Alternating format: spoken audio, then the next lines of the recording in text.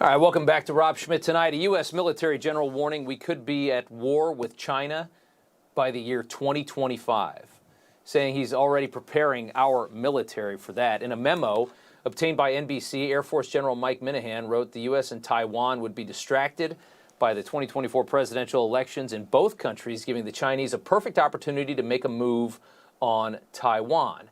General Minihan is reportedly requiring all Air Wing and Air Force commanders to report on how they're preparing to fight potentially the Chinese by the end of the month.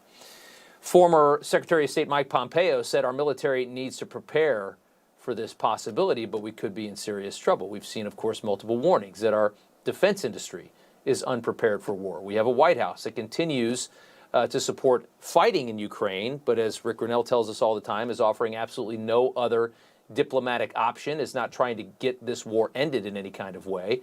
A report last week revealed our weapon stockpiles are so low, indicating we'd run out of munitions in less than a week into a Taiwan Strait conflict.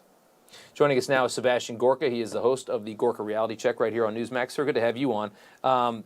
It's really scary how this is all kind of coming together in the best way for our enemies.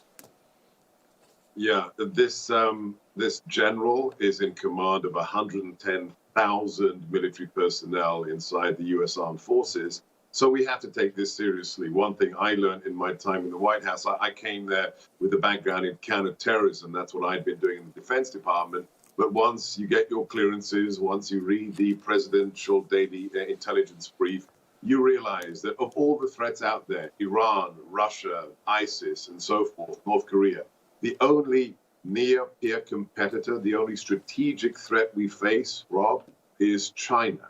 And this is a China on the rise. This is a China that, when we came into office, before we went to war with them in the trade domain, had an economy the size of ours. When you looked at purchasing parity, the communist Chinese economy was the same as America's. President Trump understood this. He went to trade war with them. He sent a very clear message that America is back.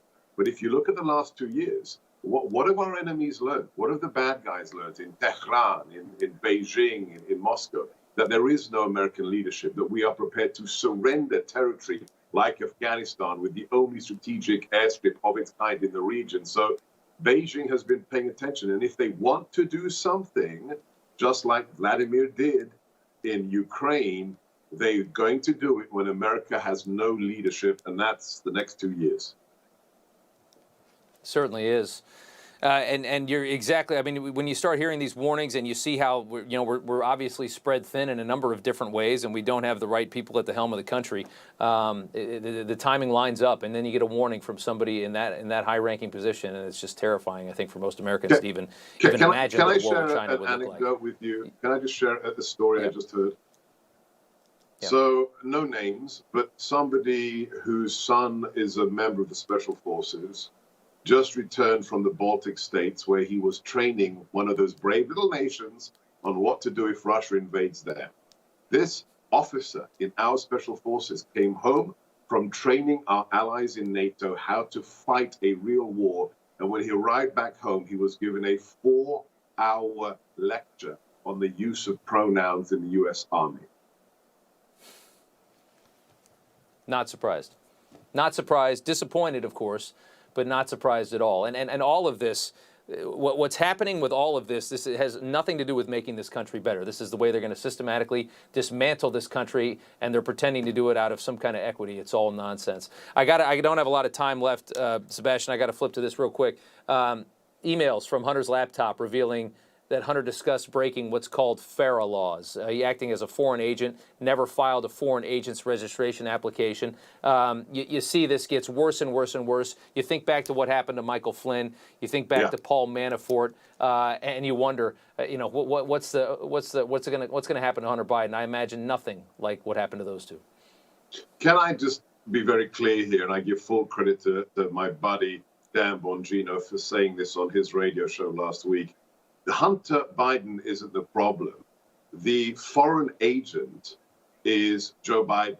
They were buying favor with Joe Biden. Remember, he was the point man for Ukraine under the Obama administration. They're not buying Hunter Biden. Hunter has no access to anything. He's a conduit to his daddy. The real FARA violations should be the ones that Joe Biden is guilty of. Yep. It's amazing. People need to, I mean, the thing that aggravates me the most is when I see people, especially on Twitter, say, oh, I'll never vote for Hunter Biden, fine. You know, was never, we've said it 1,000 times, this was never a Hunter Biden story. Hunter's just the stupid bag man. He's just a kid being manipulated by his father so that they can make scores and scores of money, and that's exactly what it is. Sebastian, Gorka, thank you so much for joining us. Good to see you. Thanks, Rob. God bless.